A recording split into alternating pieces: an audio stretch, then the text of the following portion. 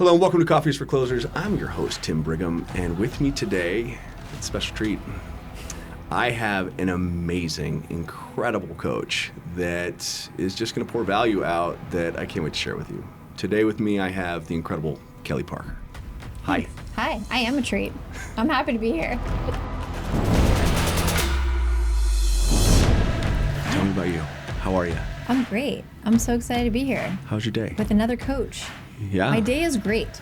I had coaching calls this morning, and honestly, all of them lit me up. And so to be able to roll off of that and roll into here with you is kind of might be my perfect day. Awesome. Yeah. Awesome. That's great. The start that out. So explain that for the audience, because I don't think coach to coach, you don't really understand what it's like to coach other people, right? And what that actually does for you in your day. Like, explain what you just said. Oh my gosh. I mean, because I'm so passionate about it and because it's such a big part of my purpose now and my work now, to just spend time doing what I absolutely love and in conversation with people that I'm so incredibly honored to be coaching and then walking alongside of and cheering them on. And then just the kind of conversations we're having and the level of transformation they're experiencing, it just lights me up. It fuels me for all the other work that I go out and do in the world. So I'm very intentional about when I schedule them and how I schedule them so I can ride that high for a bit. But that's... I love how you started your day doing coaching, because there's no better way to start the morning. Because, again, I want to unpack this, right? I've never met a good coach who coaches for financial reasons. Maybe that's become their core level of income, where their income comes from. But they start out as coaches because their students inspire them to work harder, right? Like it's nothing better than watching somebody's aha moment happen, right? And you get them to come out of their shell, if you will. Yeah. Right? I mean, my coaching journey started from my own aha moment. And I didn't realize I had been coaching women. I mean, I've been in this for 15 years now and built a team over the last 10. So obviously I was coaching and mentoring. I didn't realize that's what I was doing necessarily. And then in 2020, I took a break. And it was on the end of that. So I took a 4-month sabbatical, was wildly burned out, knew I needed to sort of reevaluate and look at some things differently. And it was during that I had a real aha moment about what led to my burnout and what my work was to be going forward. And it was really to help other women in the industry. So let's unpack that. So you when did you get in the industry? When was it? 2009. Okay. The worst time. To get into the housing market. God. I knew. I was like, if I could do it now. I love when people say it's hard, right? And I look at them and I'm like, no, you don't understand what hard looks like. Yeah. This is not, when people are losing their houses. And why did you get in 2009? Oh my gosh. So I was working a different career and I watched, obviously we know the financial market crash in the fall of 2008. Yeah. And then started to see the fallout of that with people losing their homes. And it broke my heart. I just felt like this wasn't right. It wasn't personal to the people. And I had a little bit of experience of what that felt like from some of my childhood. And so I really got into the industry because I wanted to help people. I wanted them to know that while they didn't cause this and certainly didn't choose this for themselves, that they could make the transition with a lot of grace. And so that was my commitment. I really got in to help people. And that's sort of fueled my purpose all of these years and built sort of the presence of Home Collective, where we always say the journey is just as dear as the destination.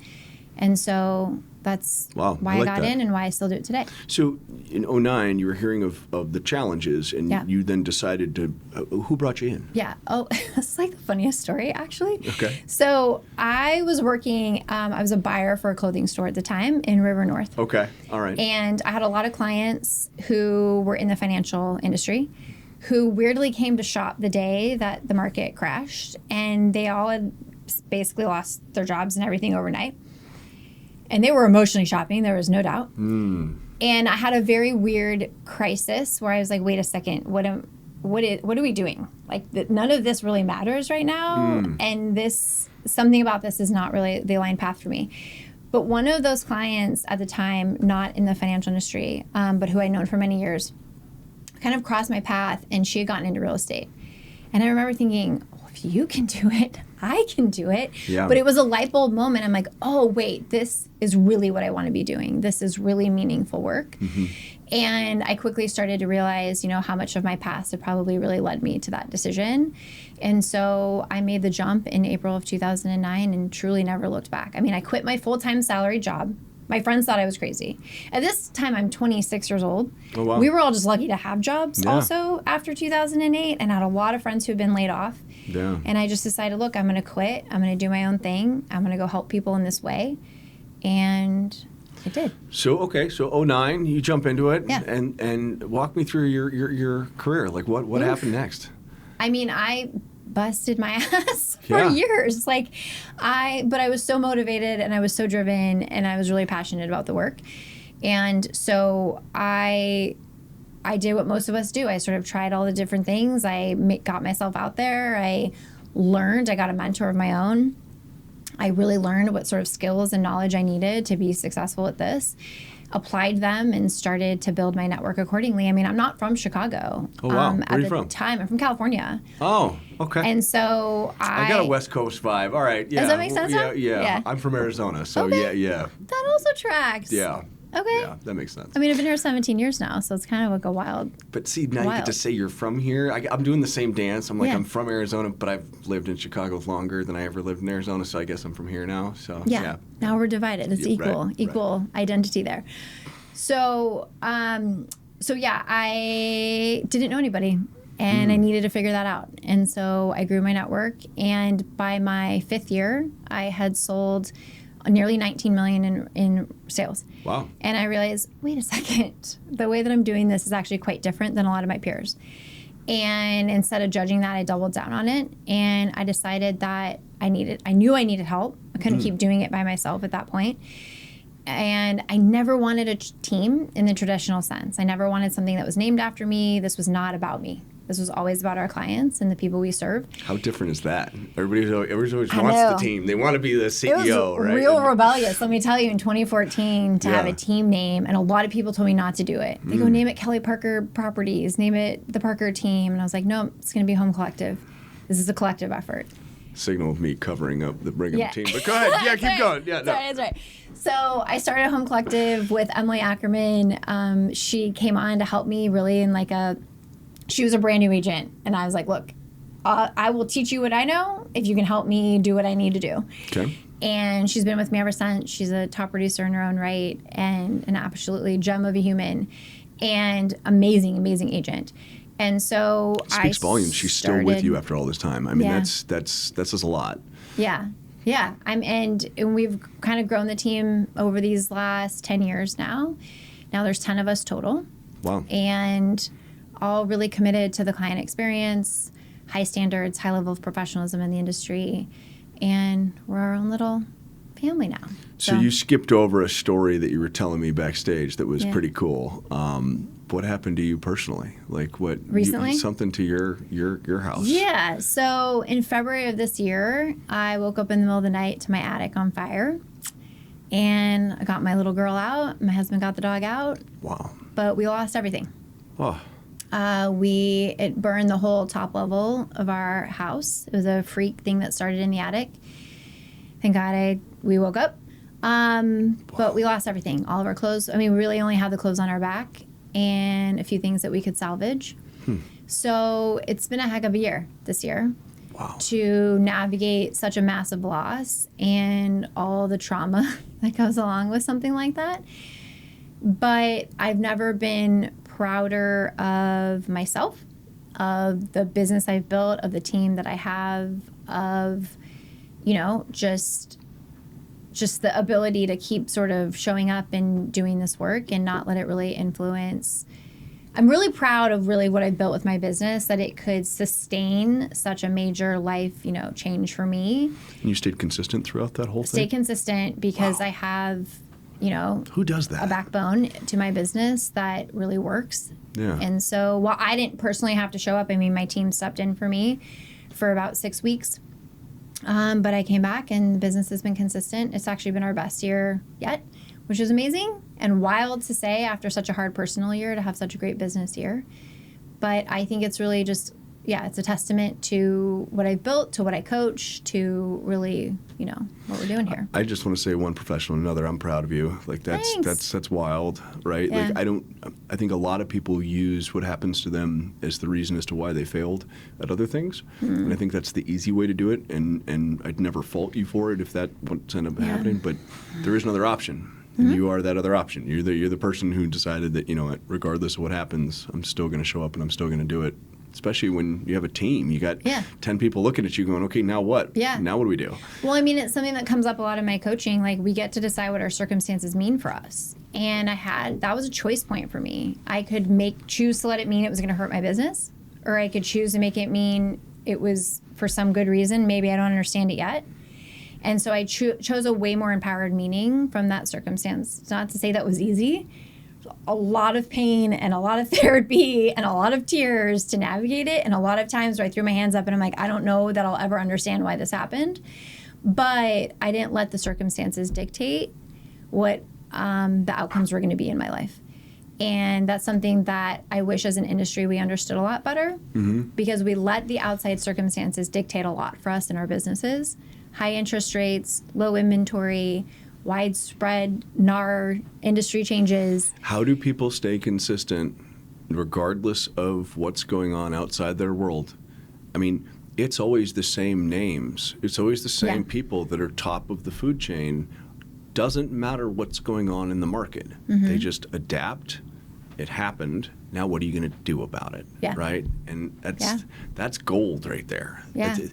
People make excuses so easily, thinking that, this is not going to work. Well, or what would you say to that person? I mean, the amount of times I hear, well, interest rates are really high, so I'm not going to have any buyers this year. And I was like, wow, way to just seal that envelope for yourself. Come look at my board. Come look at my board. I promise you it's out there. You just have to... Or you can choose a different meaning. Or you can choose that it's really serious buyers who are in the market who are going to really respect your time, because time is of the essence to get under contract because rates are moving. Choose a more empowered meaning and watch how that actually shows up in your business. Or educate your client. And something that you talk about regularly, I thought it was cool, is that, you have to actually understand your business. And if rates go up, okay, what does that mean to the client?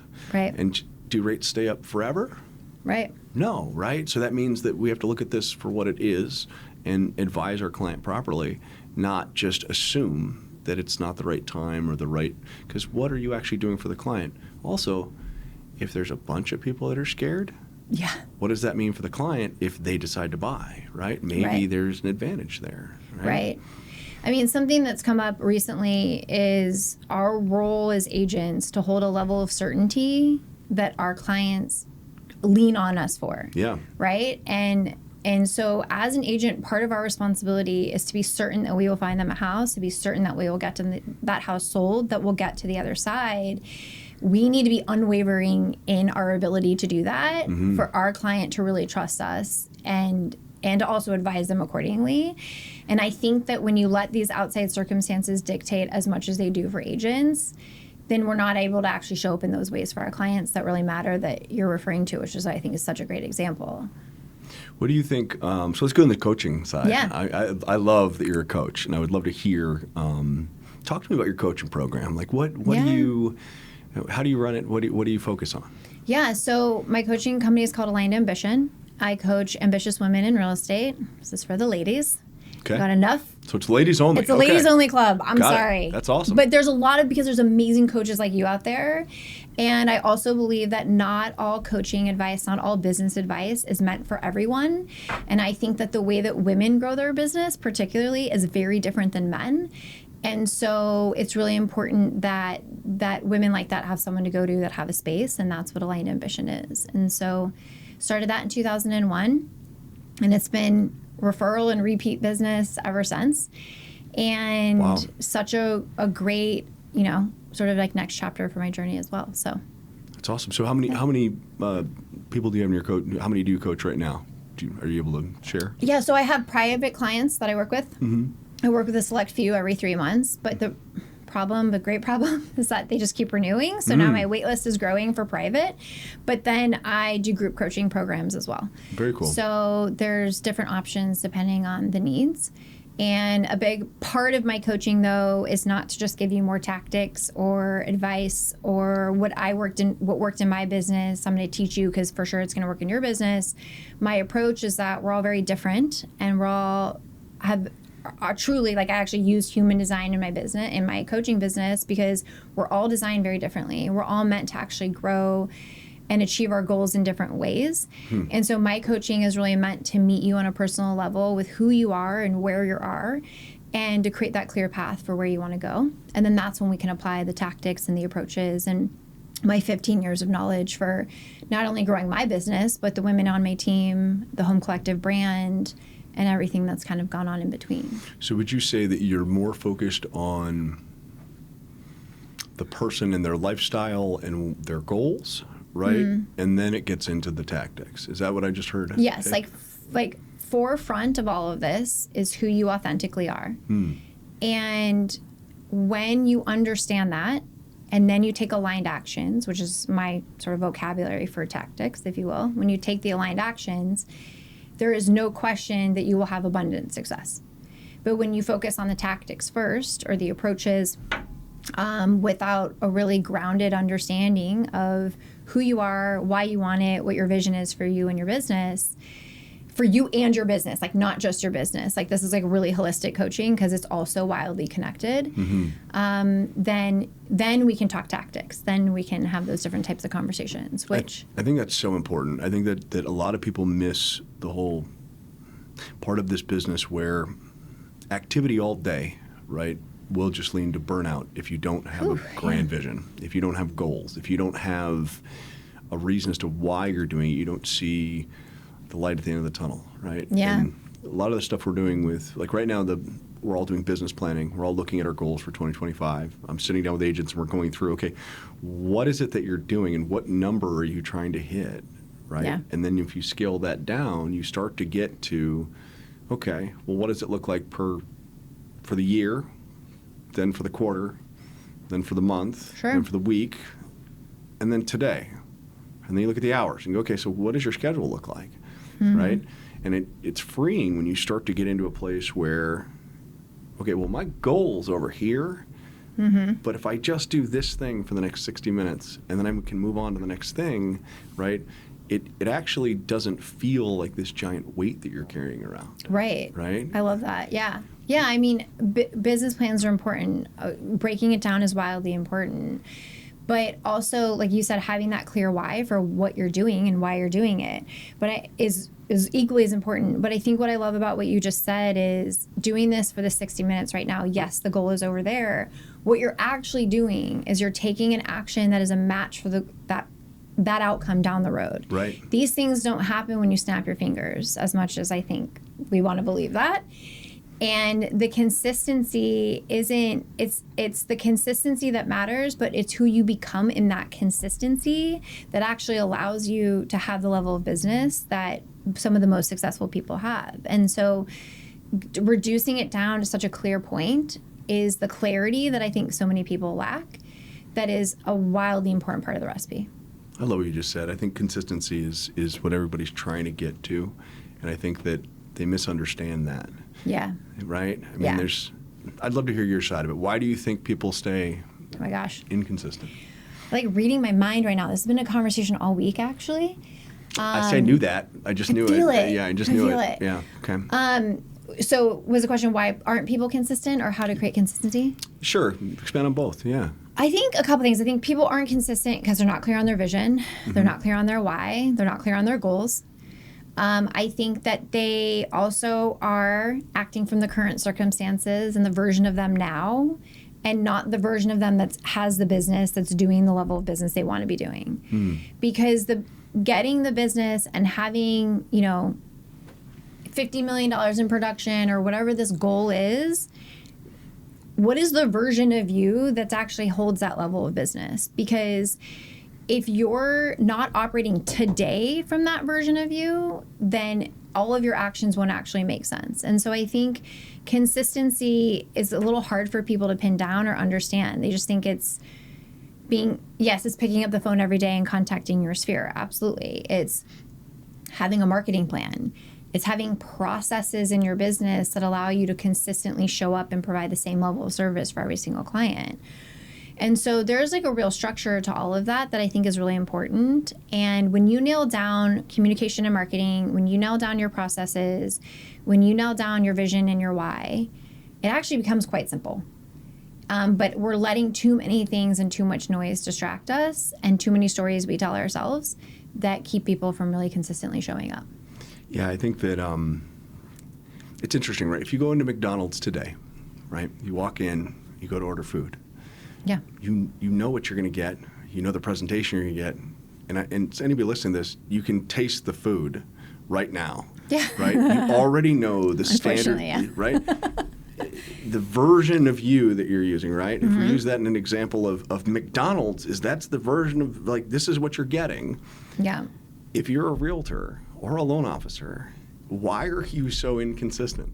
Right. You should have the same presentation. You should treat the same way when you're at this stage. This is what happens. And if you don't have that written down, you don't have a script, you don't have a presentation, why? Right. Because then what's happening is you're making it up every single time, and you're probably really good at it, right? You just, you ad lib and figure it.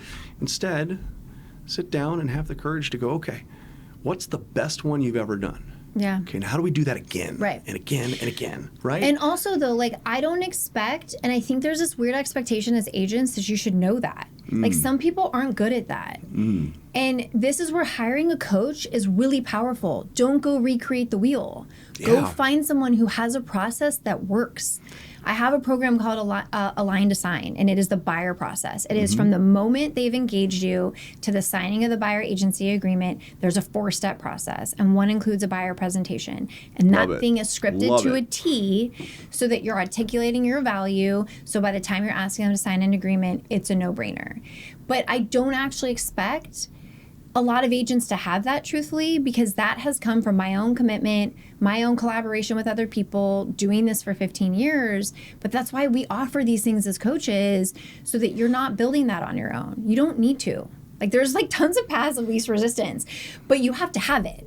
It doesn't mean you don't have one. Why do people wake up and think they're just this savant, that they just figured out the secret? That instead, why don't you go listen to someone who's done more than you, right? Or done whatever the thing that you're trying to do, and learn from them, and like have the courage to go, I don't know how to do that, right? Like, teach me, and then make it your own, right? And which is why I like that you're doing this, and this is like the Coach's Corner, and we can have that conversation, because I think what's happened, and this is only acceptable now, I think we have to be real. In the 100%. Industry, people have not shared. Yeah, that's true. We're breaking the ceiling on this whole thing, right? Yeah.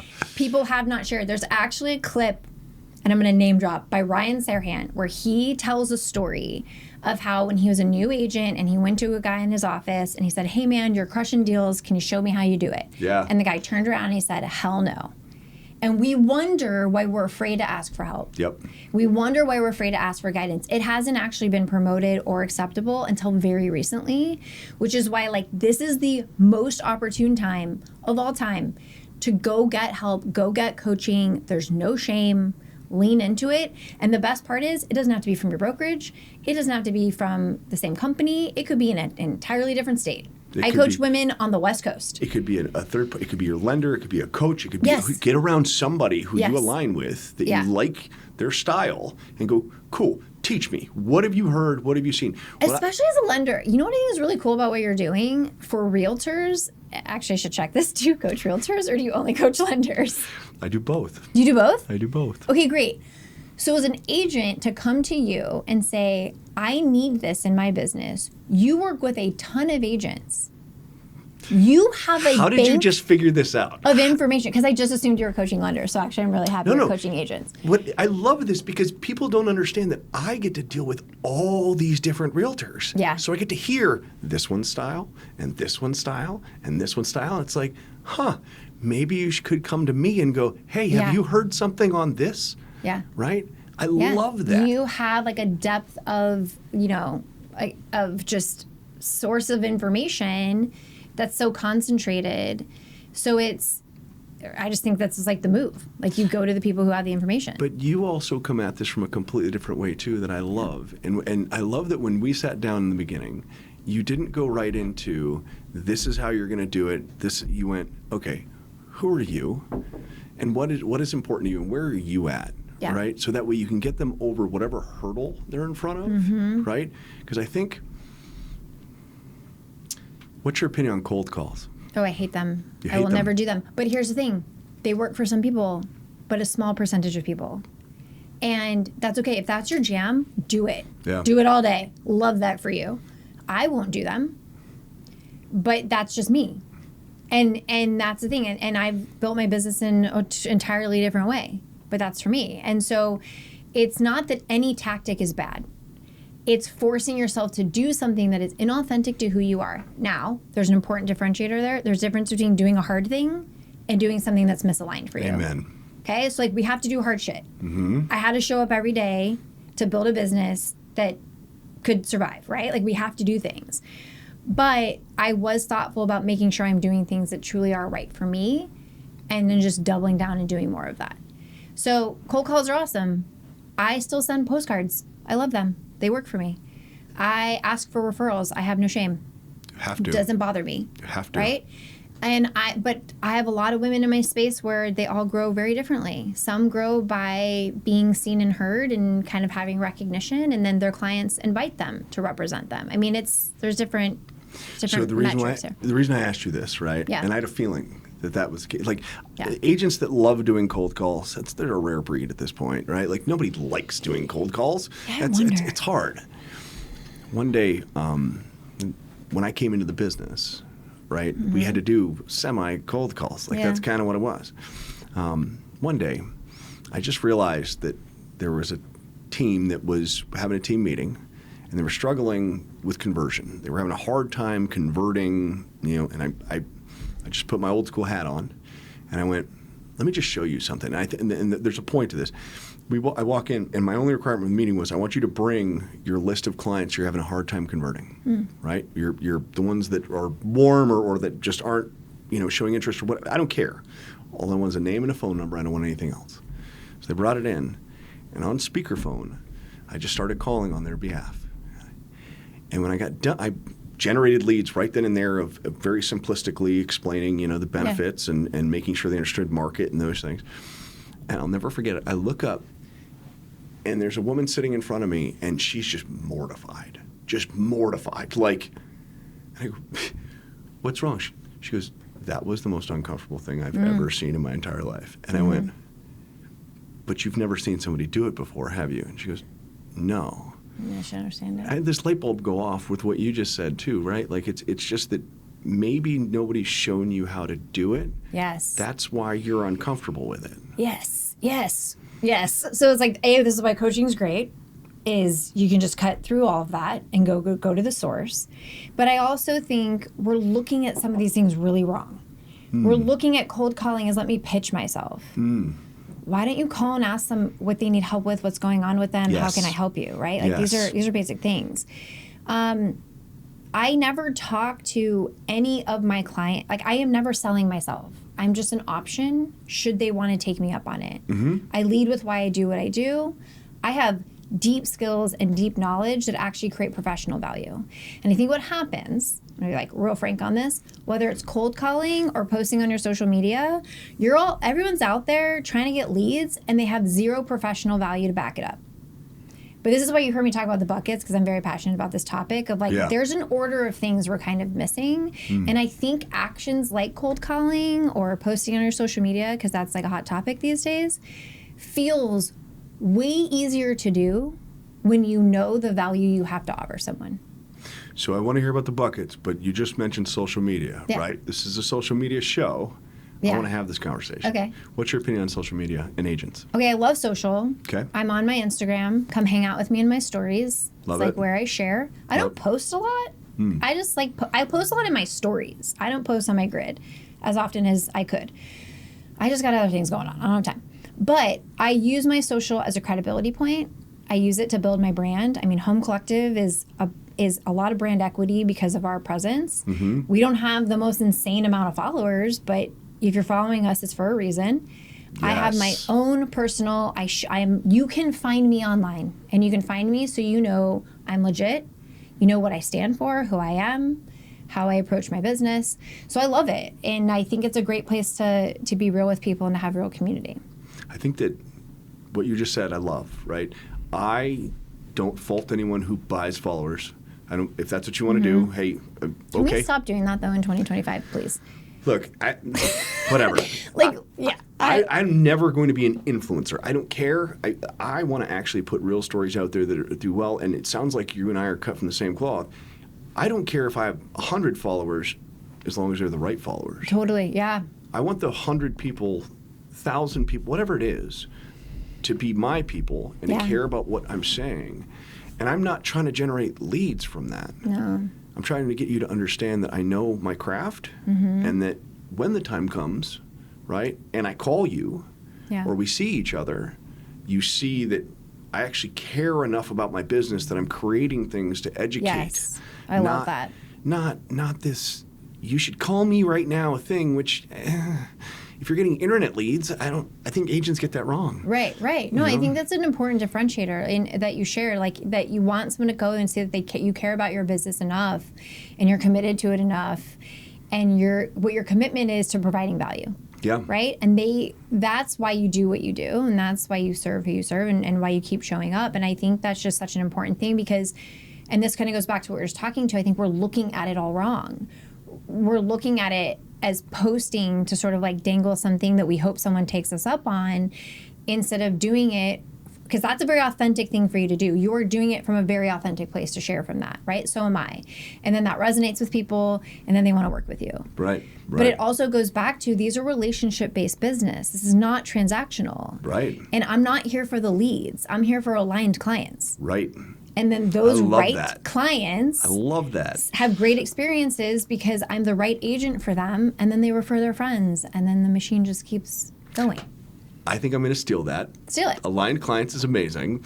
I hate when people call them deals. Ugh. This is someone's house. I hate the word leads in general. You just made me hate the word leads. That's really good. Aligned clients, aligned people. Right? We should be looking for people who are aligned with us, not for leads. But crazy. It does require us to really have an abundant mindset here, because if we think that these things are scarce and we think that they're few and far between, then we're going to scrounge for the leads that come in, instead of realizing that there's the people who are meant for you and the people who are not. Amen. And your only job is to have a storefront where people can know if you're right for them or not.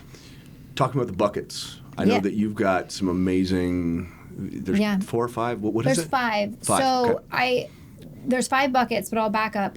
On this topic of consistency, I get asked a lot, how do I create a consistent business? Okay. And to me, it comes down to these 5 buckets, or what I call your business backbone. Okay. You have one. There's no doubt at the level of business you're doing. Anybody who's at the level of success or achievement that we are, which sounds weird to say, but like these top producer levels, they all have these buckets. And so the sum of these 5 buckets determine your professional potential. Okay. And there is a sequential order with which you should be filling your buckets. And why I think, one, people don't have consistency is because they don't know what bucket to fill or when to do it. And so they're erratic in their behavior. But I also think if your buckets aren't full, then you will not have consistent deal flow. So the concept is that you have 5 buckets, they all sort of overflow and cascade into the other. So the first bucket is your knowledge bucket. It's what you know. It is, what do you know about loans? What do you know about different property types and the kind of loan? I mean, you know the depth of knowledge that you have and that we need to have. Same thing as a realtor. It's understanding market conditions. It's understanding pricing and data. It's understanding different types of properties and all of the knowledge. Yep. You have a knowledge bucket. And then the next bucket, I'm going to explain the buckets and I'll explain how they all interconnect. The next bucket is the skill bucket. It is applying the knowledge that you know and actually applying it to turn it into a skill. So I might know how to be I might have taken the certified negotiation experts class and I have all this knowledge now about how to negotiate. But until I've done it, I don't have a skill. Right. Until I've explained the buyer agency agreement to a client successfully and they sign, I don't have a skill. Until I have talked a seller through the actual process of selling their home and analyzing the data and spitting it back out in a way that they align on my pricing strategy, I don't have a skill. Okay? So we have knowledge, which is what you know. On this, right? Yes. If you're the type of agent or loan officer, right, that you know a whole bunch of stuff, but you don't actually ever do anything with it, you got to question that. You right? have to. I know loan officers that know guidelines backwards and forwards. Oh, they're the best at it you've ever seen. They're better than me. Like, they just got it memorized. But they don't close loans. Right. So what's happening is that you don't have skill. You have knowledge. You don't have I love that you separate those out. You don't have the communication skill around that type of knowledge that you have, right? Sometimes you're lacking client skills, like how to be a good client service person. Right. Like human to human skills, relationship skills. Right. So we have knowledge and we have skills. The third bucket is your network. It's who you know. Your fourth bucket is your resources. It's the money you then make and how you treat your money and what you do with your money. And your fifth bucket is reputation. Okay, so really quick, when all 5 of these buckets are full, you will undoubtedly have a consistent business, consistent deal flow, a business that will survive change in market conditions, a business that will survive your house burning down. That is brilliant. So the thing here is that you have to start with the first 2 buckets. You have to start by filling your knowledge, and you have to start by applying that and turning it into a skill. Until those 2 things are full, you have no professional value. So you can post on social media, or you can farm a building, or you can talk to your friends at a party and like tell your network, yo, this is what I do now. But you don't actually have professional value until you have knowledge and skills. And what I have, it's so simple, yet it's not done. Right. And then what happens is you now have professional value to your network. You can come out and say, hey, crazy changes with buyer agency. Let me explain it to you and what it means for you. You now have professional value. That turns in clients like, this girl knows what she's talking about. I'm just going to tell all my friends to use her because this makes a lot of sense to me. I'm now making more money because I have a value to my network. It fills my resource bucket, and by nature, that fills my reputation bucket. And so I'm very passionate about this topic because oftentimes when people don't have consistency, or they're afraid they're not going to recreate their success next year, which I think often can feel that way, or they're not sure how to get to where they want to go. These are the buckets to having a backbone in your business. But it's why I do believe, I think it's like actually really cool to explain what this means to someone who's been doing it 15 years now. Yeah. Because this isn't just for the newbies. This isn't for, and I believe there's like phases, right? There's newbies, there's a first 3 years, which are a learning curve. Then there's like, you kind of know what you're doing, but you're like, let me just like prove that I know what I'm doing. And that lasts for a couple years. And then you're like, okay, I kind of know what I'm doing. And this is where people stop. Is that I think I know what I'm doing. I've been doing this. I've passed that weird statistic that says this many people fail in the first 5 years. It's the agent that's been in the office for 30 years and they don't ever hit anything more than what they hit. Yes. Right? Right. So as a seasoned agent who's been doing it 15 years, when the NAR changes came out and the settlement changes happened, and all of a sudden we have to do a lot of different things in our business, 2 things happened. There was a moment where I'm like, well, shit, this could like really hurt a business. These are changes. But in that exact moment, I'm like, no, I'm going to give this an empowered meaning. I'm not going to let these circumstances dictate my business. So that kind of goes back to what we talked about. And then I said, I need to fill my buckets on this. And so I go, what do I need to know? What knowledge do I need to have on it? So I went back. How did this start? How did this all start 5 years ago? And I started reading articles. I started educating myself and building my knowledge around this topic. Then I asked my husband, hey, do you know what's going on? And he's like, not really. Could you explain it to me? And I was like, I know a lot, but I haven't had to say it out loud yet. And I was like, I got to build my skill. So then I practiced, I scripted it, I figured out how to explain this to a client. I practiced it on my team, I taught them, they practiced it on their clients.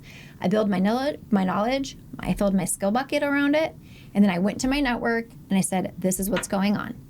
And now I have professional value, and that is a big part of why we saw what we saw in our business this year, was because I applied this exact same thing even at 15 years in to sort of continue to like fuel the success and the consistency that I still have. Every single time something happens, and you're concerned about it, instead of accepting what the masses are saying, you need to fill your bucket. Yeah. Go figure out what's going on. Totally. That's brilliant. Just the way like, you put that together is brilliant. Drown out the noise. Go fill your buckets. Go talk to your coach. What do I need to know? What skills do I need to navigate this change? Maybe you lean into your network bucket. Yeah. Start making phone calls and go, okay, hey, listen, person who's smarter than me, teach me something, Yes. right? Like, that's okay. Yes. Right? Absolutely. And you know what's funny about that? You know what's going to happen is if an agent called you and said, hey, can you explain this to me and tell me what's going on? You would have such an admiration and respect for that agent and you would now know that they knew what was happening and would become someone that you would also go to. Like, this whole stuff is very cyclical. And that's what I did. I went to the people who were smarter than me. I was like, could you explain this? And every time I'd come across something, I'm like, as I've explained this and I'm working on this skill, I actually realizing there's a gap in my knowledge on this. And who can help me? Who can tell me that piece of information? This generation's become so crazy with information because they'll jump on social media, just throw out the most dramatic thing they can for attention. And sometimes the accuracy is just completely missed. So it's misinformation and you're adding stress to something or confuse. Oh, it's all going to fall apart. Well, if we actually go look at why it happened and what the expectation is happening next based off of the data, based off of what the people who are in office, all of the things to figure out, okay, well, this too is going to be okay. We just have to get through it. And now the rules changed. Yeah. I say this all the time. Realtors are going through the NAR thing. Listen, I love you. I do. But no offense. Welcome to being a loan officer. Oh, interesting. We've been dealing with Dodd-Frank for how long? Oh, yeah. That's what happened since 2008. That's what happened to us. What you're dealing with is what happened to us. It's different. But guess what? All of a sudden, the government stepped in and said, you're evil. And so we're going to change your entire business and how you do it. You have to disclose everything. You can't change anything. And we're talking OGs. We're talking people who make lots and lots of money, quit. And so we're never going to be able to get through this. The business is over. And everybody else rolled up their sleeves. You joined the industry, right? We all got together and went, okay, how do we do this now that these are the rules? Guess what? If the rules are the same for everyone, there's going to be this. Right? Because some are just going to figure it out. Fill your bucket. Yeah, fill your bucket. Elevate your professionalism. 2025, right? It's the time. It's the time to get involved. And no matter where you're at in your space, right? You and I are both aligned the same way of that I need somebody I have a coach. Yeah. I paid for my coach gladly. I have two, actually. Right? It's what I learned from people who are doing things that I want to do is that you're not as good as you think you are, right? And you need to get around people that can get you centered. Get you focused, find the gaps, right? Hold a mirror up. When somebody does that to me, I learn, and then that's the only way that I could coach somebody else on it to go, hey, listen, let's talk. Show me, right? Yeah. Here's your goal. We talked about that, so let's walk you through. And you go through and there's steps in place, and it's amazing to me when you're on the phone with a realtor. I won't share the name. I have an agent that reached out to me one time, and we went back and forth on something of generating business. I said, okay, man. All right, here's the deal. I'm going to send you something. I want you to fill it out. I'll do whatever you want, but if you'll do this and you send it back to me, we'll have a conversation. Sends it back. I jump on and I go, I got a question for you. Have you thought about doing like a first-time home buyer seminar in a gym? And he goes, what? And I go, did you know that of your 27 transactions, 17 of them came from gyms? Oh, wow. And he goes, how the hell did you know that? I said, it took me 30 seconons. I just looked at your data. Yeah. You don't have any referrals. Why don't you have any referrals? And he goes, this, that, hemmed and hawed around. And I go, why don't you have any referrals? Stop it. And it came out. He goes, he doesn't know how to. And I go, here's your script. This is what you're going to say. This is how you're going to do it. Hang up the phone with me. Call all of these people.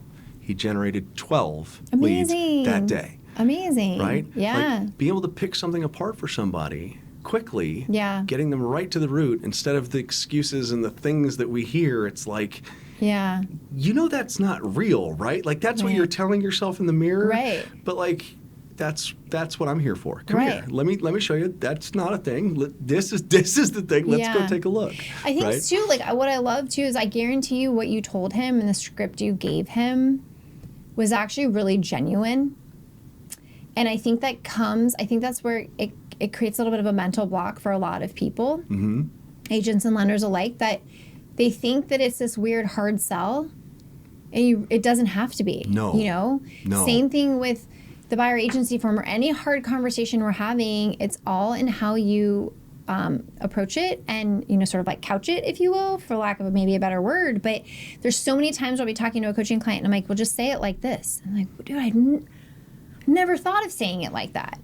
Like, one of my favorite lines that I tell a client is I believe an educated client is an empowered client. And I want to educate you on what's happening right now, or I want to educate you on how I build my business, or I believe in transparency and open communication. Like, there's so many lines that just sort of shift the whole undertone of the ask or the question or the request, that I think that's a skill thing though too.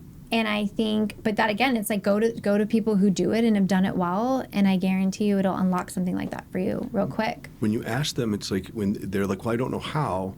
They just don't know what part or where. They don't have a system in place. They don't even know where in their own system they're supposed to do it, so they just never do it. They don't do it. And then when they do it, try it one time, it's uncomfortable and it's weird. And they're like, well, it doesn't work. It doesn't work for me. I mean, you don't understand my clients. Yeah. Okay, well, maybe we need to have a conversation, because every single client should turn into a referral. Every single one. They're going to run into someone at some point. And if you don't know that and you're not tracking that and paying attention to it, your system's broken. And you got to have a conversation. Right. Yeah, I agree. As a lender, we work very hard on it, and we make sure that is a thing, is that our job is actually to help you with that, right? And I guarantee you what you're doing in your coaching too is, if you're not comfortable asking for the referral, or people aren't referring you, you're actually probably arming them with knowledge and skills to make them more professionally valuable. Yep. Because what I have found is that if you're not being referred and they genuinely are like, I'm never sharing your name in a room, you didn't bring the value. Correct. So, like, it's okay. You brought a service. You brought a service. I'm so passionate about the difference between contribution and service too. There's a huge difference, but you brought the service, and so it just, it shows up, whether that's referrals or consistency in your business or whatever it is. I mean, there's the right resources to make this all a heck of a lot easier. And I think that's what I want people to know, is you're not actually supposed to know this. It's okay. Yeah, right. Like, it took us decades to figure this out. Amen. Right? Like, and so don't judge yourself for it. Don't think you're inadequate for it. Surely don't get out of the business because you just don't think you've got it. Just go get the information and sort of expedite this for yourself. So, Kelly, I really want to say thank you. You did it. This is amazing. I'm so happy to be here. I know that everybody watching this is going to just absolutely love this content. Thank you for providing it. We really appreciate you having it on the show. Yeah. I want to switch roles next time and ask you more questions. Let's do it. I'm sorry. Done. Yeah, I feel like...